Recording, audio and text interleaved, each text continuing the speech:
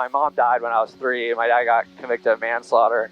They got her to the hospital, and she was on life support for a little bit, but then they weren't able to like bring her back. So Tell the freaking truth. first launch was like me and some buddies drove out to Ohio to the Arnold Classic.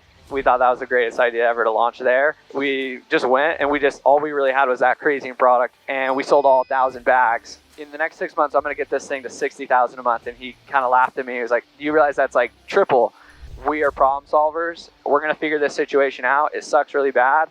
We were producing the product. We were shipping the product. It was a family business to the core. It's like, dude, you need that person in your life that can push you, that can hold you accountable. Welcome to Flying High with Cam. Yayo. A podcast where I combine two things I love. This is insane. Interviewing the most successful people I know You're the baddest guy in town. while flying helicopters. Engine failure. Fly with me. I want to hear your stories, learn from your experiences, and build a community. This is Flying High with Cam.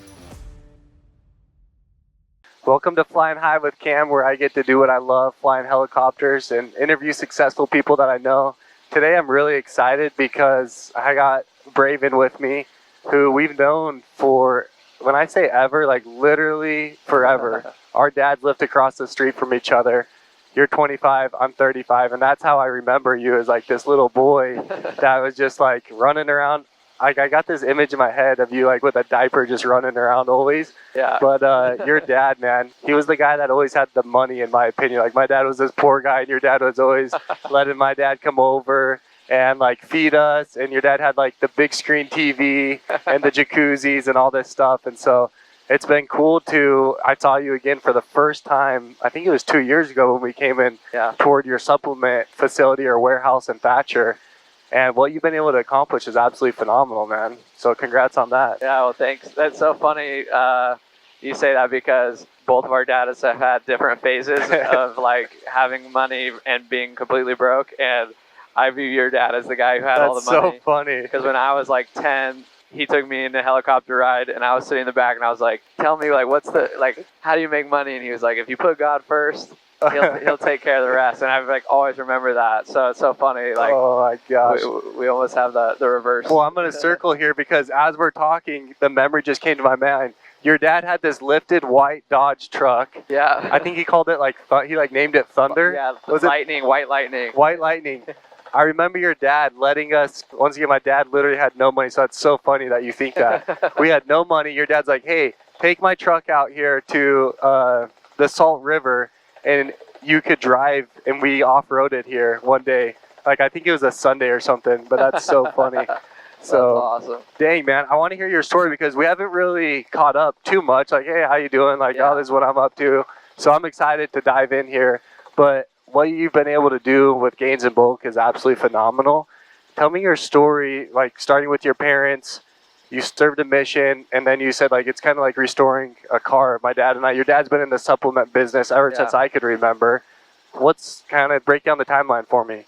Yeah, so I guess like the quick version. I mean, my dad, he's been in the nutrition space. He's one of the smartest dudes I know, like on the planet, when it comes to just health. And he's so deep into it. And so I was raised in that world. And, when I was young, he had some, big successful times like you probably remember. I don't even remember those times. That's so funny. He had, a couple airplanes, and like your dad was flying with him and stuff, or flying the planes for him and stuff.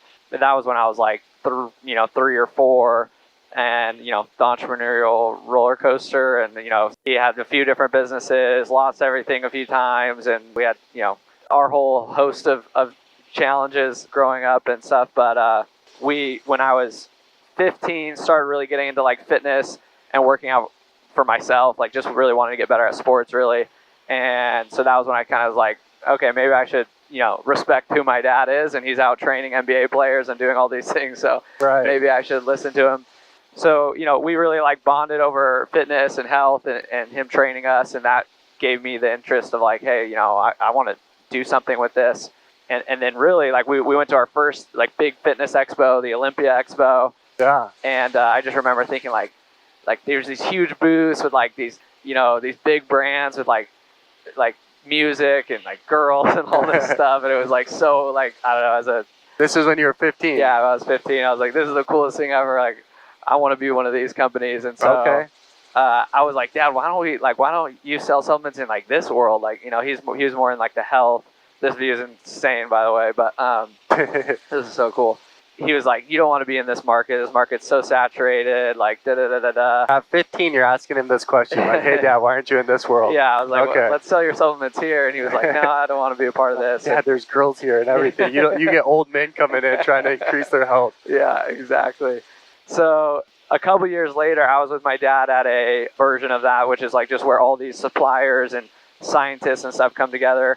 And I met a guy, his name's Dean, and he had invented instantized creatine, which is our flagship product. And it was honestly like, I kind of say it was lucky. I don't know. It's like just right place, right time, but also like, I think putting out the frequency of like, hey, I want to be a part of this and like looking for something to do that. Met him. I was like the only guy that talked to him at the whole event. He was trying to show people, and I was like, this is the craziest thing, because this was like not an event for fitness people. It was an event for like I said, more of this like health, older demographic crowd. But I was like, dude, this is crazy. Like, I've been taking creatine, and anyway, so. Wait, how old were you at this point? So I was 16, maybe just right before I turned 17 at that point. Yeah. Talked to him. And he didn't really speak that great of English. He's from Mongolia, but they had invented this process to make creatine instantized.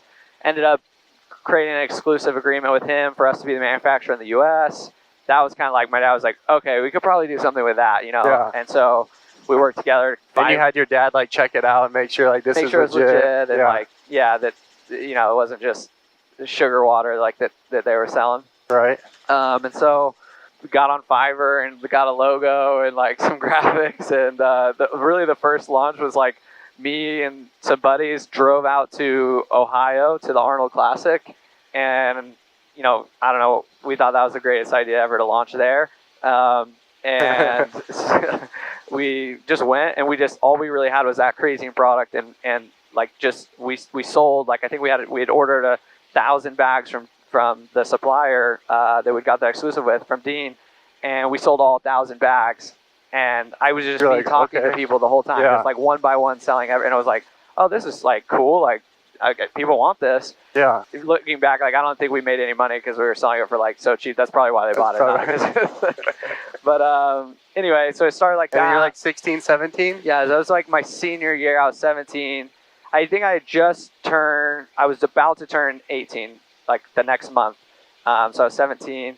This is 2016.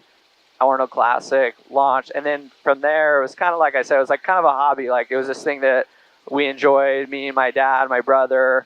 We would kind of like make enough money to go to the next expo and spend all the money to go to that one. And it was kind of a way, honestly, like selfishly to meet these cool guys that I thought were so cool. What was your passion from you're 16, 17 years old? Not many kids are wanting to make money. Yeah. Why are you so money driven, or like you just loved it that much, or what? I wanted to make money. It wasn't purely, to be honest, it wasn't like I was so dedicated to the fitness world that I wanted to make money. And I think we had some really difficult challenges growing up, like not having money. But I also had seen having money. That's so crazy, man. That's so funny. Yeah. But I had seen also like some of the world of having money and like what that did. And I got to watch my dad. Like he's like so generous of a human. Like I got to see him share amazing experiences. Like you said, like let's go out and romp in the desert, or you know, like if he bought when I was little, like if he bought me a paintball gun, it was like he also bought them for like all our cousins and everything, so we could all go play. Well, that's what I remember though, is your dad like always ordering the fights, always having us over for dinner and pizza, and those are the little things that isn't cheap, but like he's inviting the guy across the street over that doesn't have anything with his 3 kids that are coming over. 100%. And so that, like, I just wanted that. Like, I wanted nice things like any kid does. I wanted a Lamborghini and all that, but I also just wanted a life that I could just do what I wanted and do it with other people that I want to do it with. Yeah. And I don't know, I think that day when I saw those businesses at that expo, I was like, these people must be making so much money. I didn't understand any of it. It just looked like money to me. So, I thought it was an opportunity, got in, and then, so that was 2016, all the way to 2020. I also served a mission in there, and so things kind of just got put on pause for a while in there. but we didn't really like ever make money. And when I got home from my mission, I got married, and I was like selling door to door and trying to kind of like. I didn't know that. What were you selling door to door? So I sold solar down here in Gilbert. Okay. And that kind of paid my way through college. I was playing basketball in college. I just sold door to door for the summer and trying to kind of like run this business and see if we could make anything of it. And wasn't paying, like I wasn't making any money. No one was making any money from it. It was just. Yeah. And there was kind of a point where it was like, hey, I either need to go sell door to door next summer again to like pay for me and my wife to live. Right. Or this thing's got to make money. And so we kind of had said, like, I kind of sat down with my dad and we were basically like set the ultimatum. Like, he was like, all right, you can either figure it out. Like, we can't keep, like no one making money from it and spending all this time on it. So it's like kind of either figure it out by the time you're going to go to sell summer, or we'll just shut it down and, you can try a different business some other time. And like, we'll just scrap it. And yeah. So that date would have been May. And in April of that year, 2020, we had our first $100,000 month, which was like, I thought that was like, the great. Like, I thought we made it. Like, we're. So what'd you do? So you're like, I don't know, man. We just it just happened. No, I mean, it was just a big shift from we were doing the expo thing and trying to grow that way. And I picked up the book .com Secrets from Russell Brunson, and I read that like probably 8 months prior. And I was like, if I can figure out what this guy's talking about, like the online, the marketing space, all of that, that'll solve all of my problems trying to make money and trying to grow this business. Yeah. So I just pretty much like went all in on that, spent all the money I had, like got a coach. His name's Ian Dixon, super awesome dude. What kind of coach is he? Like a business coach in the e-commerce world? Yeah, I was like really his first student though. It was like, I posted in this Facebook group like, hey, has anyone ever built like a supplement company? Like, I don't know what I'm doing, and like, I need some help. Someone commented, it was like, you should talk to Ian. And he had literally, we had like parallel stories, but he was just like a year ahead. He had just taken a company actually that his dad had started 30 years prior that was like failing and about to go under. And he had like done exactly what I was trying to do. And just the year before, like got it to like, I think they were doing like $200,000 a month at that time. Wow. So I basically like got on a call with him and I was like, can you teach me what you did? And he was like, no, I don't really do that. And I was like, okay, but can you do it? Can you teach me what you did anyway? And he was like, okay, you have to give me $6,000 right now. And I was like, yeah, I don't have $6,000, dude. Like, we don't have any money. I did have $6,000. That was literally all the money we had. Yeah. And like, that was left from my door-to-door savings. And so I paid him $6,000 and. So you ended up paying him? Yeah, I did. And I mean, it was the greatest $6,000 I ever spent. And really he just helped us craft our offer, understand the math of business a little bit better. He's a real like math genius, and I hated math growing up, but then he taught me to love math because math's like how you make money. I think like 2 or 3 months after we worked with him was when we had that $100,000 month. That's crazy, man. And before that we were doing like $20,000 a month, but it was like not paying really. Like it was barely covering our expenses. So that was like a big shift for us. I ended up buying out my brother and my dad in the company shortly thereafter. We still weren't even like really profitable yet, but I was like, okay, like I see where we can go. And they kind of. Why'd you want to buy him out there? Because I knew it was going to be cheaper to buy him out then than it was going to be in 2 years. And they just didn't have any faith in the company, or they're like, no, this is your baby, like take it and go. Yeah, I mean, I always tell this story to our employees about where like everyone wants like their parents and their wife and everyone to believe in them, and your parents have no reason to believe in you. Until you provide them with evidence. Right. And, it's smart. They're just being smart by saying, hey, be careful. You don't want to put too much risk in that. And so I always tell a story about that for like my team members to realize that, like, when you start a new diet, no one's going to believe that you're going to do it until you show them that you'll do it. Right. So don't expect them to all like jump on and support you. Right. When we were doing $20,000 a month, I told my dad, hey, in the next 6 months, I'm going to get this thing to $60,000 a month. And he kind of laughed at me. He was like, you realize that's like triple. And I was like, I know, but it's only $40,000 a month. And he's like, I know, but it's triple. And anyway, but then like within 2 months we got to 60. And then I was like, okay, we're going to do $100,000 a month. And he kind of laughed again. And we hit 100,000. And then I told him, okay, we're going to do a $300,000 a month.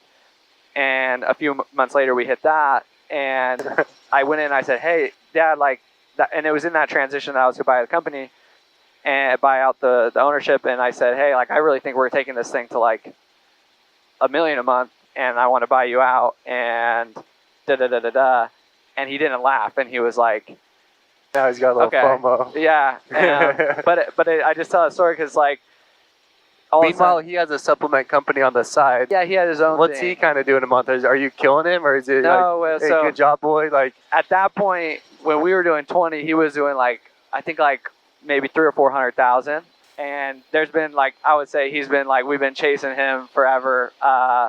And this last year, we're a really similar spot right now. Okay. Do you care to share what those numbers are right now? He's got us edged out a little bit, but we're right now between 800 and $1 million a month. Cool. And he's a little bit more consistent of hitting the $1 million a month. So, but I think we'll take him out this year. So we'll take him out. Dude, that's so cool. Talk to me about some of those challenges that you're talking about, like when you were growing up, that you had, and how you kind of pushed through those. Yeah, so my dad, he got convicted of, my mom died when I was 3, and my dad got convicted of manslaughter. And there's a whole long story to it, but I mean, the basics of it was my dad ended up going to prison for 5 years from when I was like 10 to 15. He was an entrepreneur, so like, you know, our income was based off of like his business and everything, and now he was in prison, and we'd also like gone about $2 million of debt fighting the case from legal fees and all that. Yeah. So, I mean, when you say we, like how... I mean, when you were 10 years old, so at 10 years old, did you know that he was going through these legal fees of $2 million? Like, because I can't, my little boy's 10 years old, I can't imagine him comprehending what's going on. Yeah, I really don't think I like fully grasped it the way I do now. Like when I think about what was going on now and knowing like how much money I'm making and how much stress I still have about finances for my family and stuff, like I can't even imagine how my mom and dad kind of, because my dad got remarried, how they got through that. Yeah. And that's like one of the biggest things I think I learned from my dad was, you know, even though he was going through all of that, and I've actually heard you talk about this, right? It wasn't that he was like pretending to us, but he gave us like a sense of certainty that we could trust that, like, even though, you know, shiz was hitting the fan, he was going to handle it. Like he was going to make sure we were okay. I think that's one of my most challenging aspects of business, because that role that you just talked about with your dad, like he was trying to, what I heard you say is like, he was trying to act like he had it all together and everything was fine. Yeah. But deep down inside, you know, there's no way he's okay. Yeah. And as a business owner, there's so many times in business where you feel that way, where you just want to be honest with your people, but you're afraid if you're honest with them, they're going to like go find another job because like this guy's going down, he's burning. Yeah. I know every business owner, so if you tell me you haven't experienced this, you're a liar. So like, talk to me about those times in business where it's like, dude, I had to kind of act like my dad and act like it was okay. Dude, that's such a good question, because at the end of the day, I do think there's a balance to it, because I do think in some respects, my dad could have been a little more vulnerable with us. Yeah. And I do appreciate that he didn't put his problems and burdens on us. And I think the same thing about my wife, like, right, when big challenges, I had a really core team member of mine leave 2 years ago, and I mean he was pivotal in everything we were doing. He's actually come back since. He's our CMO now and a partner with me. But when he decided to leave and he kind of left, it wasn't like bad terms, but he just left quickly. It was in a really scary spot, and I was scared. I was like, I've trusted so much responsibility to him that I, you know, don't know everything that he was doing. And I remember kind of placing some of that burden on my wife and telling her about it, just because I wanted to, you know, I wanted someone to like basically cry to, you know. Yeah. But at the same time, I think I placed too much of that burden on her. And where I was, even though I knew that it was a difficulty, I still had confidence that I was going to go figure it out.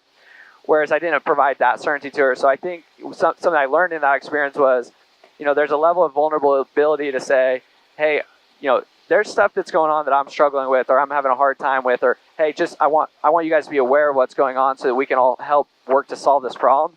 And here's my plan. Yeah. And here's why I know that this is going to work out. And I've kind of practiced that with my team of like, you know, we had a big inventory issue happen just recently that for a moment felt like we might take the company out because we were going to lose all our, I think it was just like a big mess.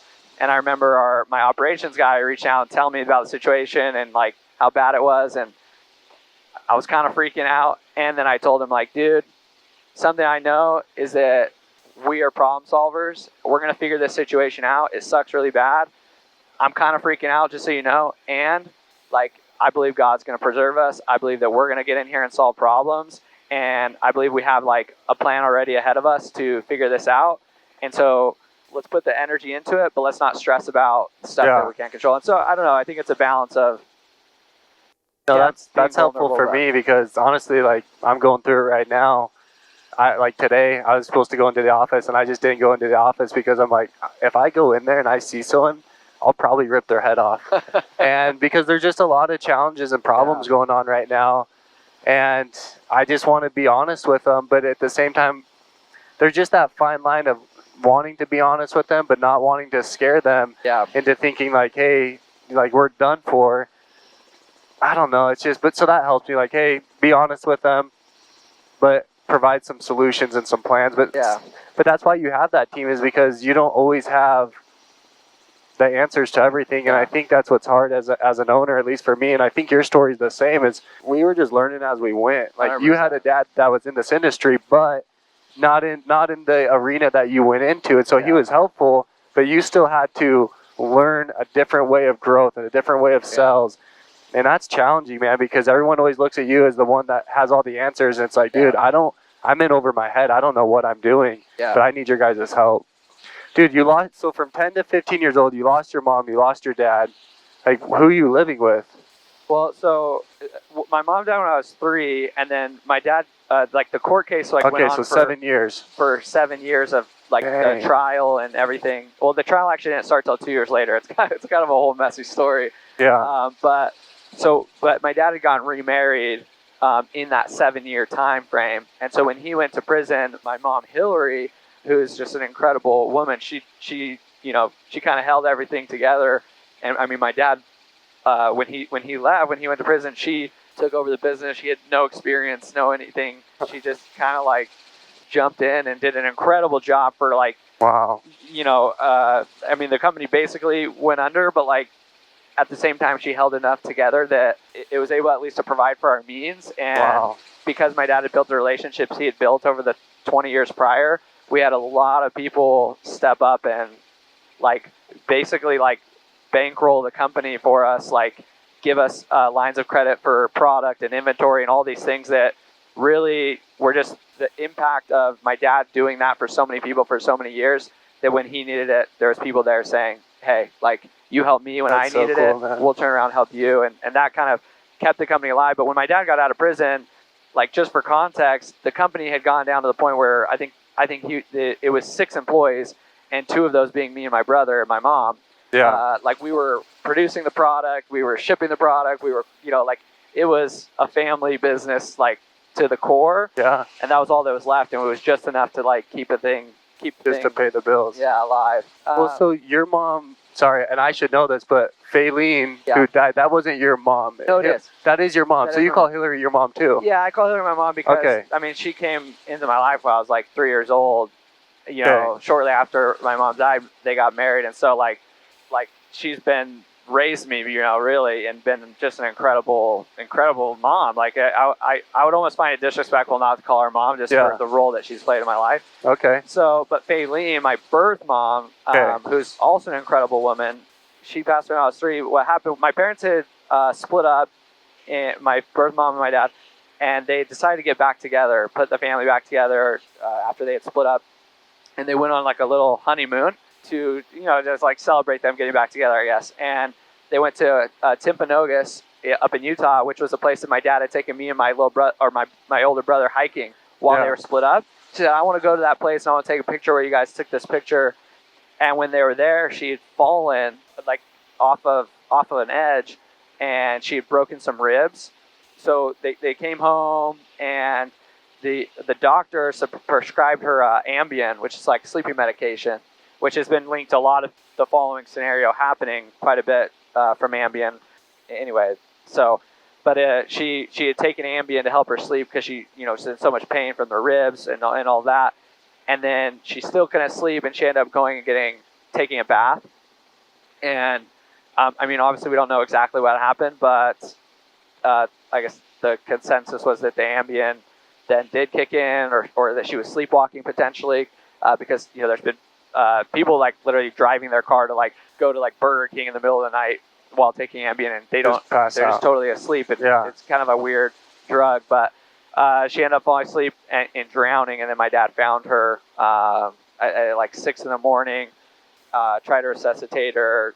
They got her to the hospital, and she was on life support for a little bit, but then they weren't able to like bring her back. So yeah, that was how she passed away, and that was when I was like 3.5. And then it wasn't until I was like 5.5 that some of her siblings felt that they thought my dad could have done more to save her, or that he had an influence in her death, or I'm not sure exactly what they believed, but they went and opened up this case, and we fought it for 7 years, and my dad ended up getting manslaughter, meaning it's just essentially that he didn't do enough to save my mom. He'd called a doctor that lived down the street, and then it was like 15 minutes after he called that doctor that he called 911. Yeah. And they said he should have called 911 first.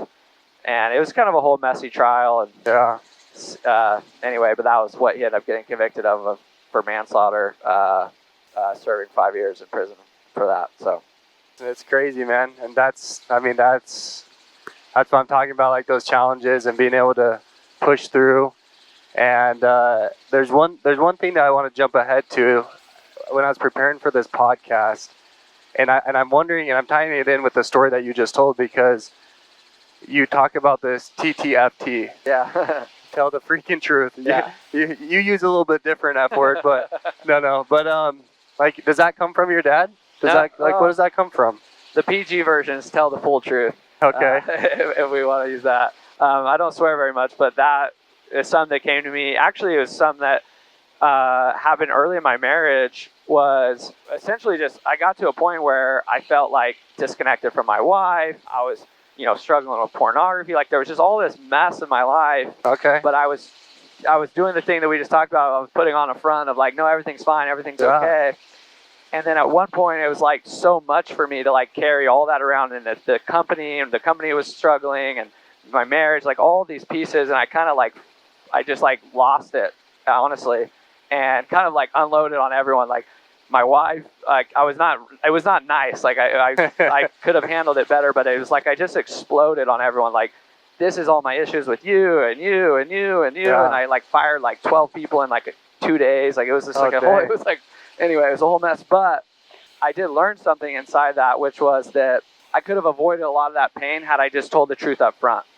Like, the first time my wife did something that annoyed me, if I would have handled it in a proper way of having a real conversation, saying, hey, this makes me feel that way, and I'd rather us not do that, or whatever. Or the first time that I had a struggle or whatever, if I would have shared that with her, or the first time an employee pissed me off, if I would have said it then versus waiting until the 18th time they pissed me off, it would have just saved so much pain. And so I said, like, this is a core value for my life, for my business, that we're going to TTFT, because if we don't, we're going to add so much unnecessary friction. We're going to add so much unnecessary pain to our lives by putting that off to the future. And the reason I used tell the effing truth, right? TTFT was because we have a way of convincing ourselves that we're being honest, even when we're lying, right? Yeah. Like we're giving a version of the truth. And I said, like, here in the company and in my marriage, we're going to just say it the brutal, real, raw way, even if it creates waves, even if it creates some messes, because from that place we can build something solid, versus if we're building it off of like trying to guess what each other's going through, then it's not solid, and we end up having to uproot the whole thing we built anyways later, and that's where the So what would your coach, so sometimes I feel like I withhold my truth, like everyone's truth is different, right? Yeah. So if my truth is that I'm really frustrated with a manager, sometimes I don't fully unload the full truth of how my feelings are, because I'm fearful of him leaving, I'm fearful of getting offended, I'm fearful of all these different things. So what would your coaching be to me on that? Like, just lay it out on the field and get it out? Well, I think the first thing to do, I journal a lot, and that's where I unload the emotional side for myself. Like, so I'll just journal out, like, just aggressive. This is like Abraham Lincoln, this is where this comes from. It's like, just like, as brutal as I could possibly get, I'll just like journal it out, like everything that bothers me about the person. No filter, just put it out there. All the names I want to call him, all of that. And usually I get to the other side of that and I realize, okay, there is truth that they've made mistakes and they've done X, Y, and Z, but I've kind of like separated some of my emotional immaturity from that. Okay, so you'll get it on the paper, and then you'll go through and say, okay, what are these emotions in there? What are the facts? What's the facts? Yes. Okay. And then you can see the facts more clearly. You get a little bit better story. And usually I get to a point of realizing that person was actually, in their mind, were trying to do their best. In their mind, they were trying to do the right thing. In their mind, I can start to see their side of it. Then we can have a real conversation. And the cool thing about it being one of our core values is I can start a meeting with a manager or a leader and say, hey, like, we're going to TTFT for a second. I need to tell you what I've been experiencing. And that's the way I say it is, my experience of you has been. Because my experience is true. Yeah. Even though I could be not fully aware of the context, my experience is still true. And then they get to share their experience with me. Then we get to the ground floor of it, right? So that needs to happen, but there's just so many different ways of arriving there. Yeah. And I just feel like I feel like I've tried a lot of things. I've spent a lot of money on coaches, which I want to get into too. Yeah. You just started coaching with my coach. Yeah. And I've tried all those different ways, but sometimes, man, still, even after hundreds of thousands of dollars, I just want to go rip these guys' heads off.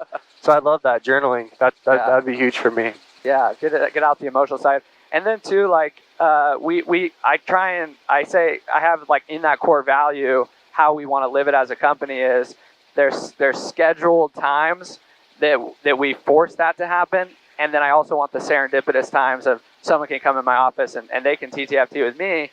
But then, and that's what you say, like, they'll sit down and be like, hey, I want a TTFT right now. You're like, all right, let's, like, I'm in the place now. Yeah, and I have to sit there and go, okay, I'm going to be unoffendable for a second. And I gotta, not get defensive.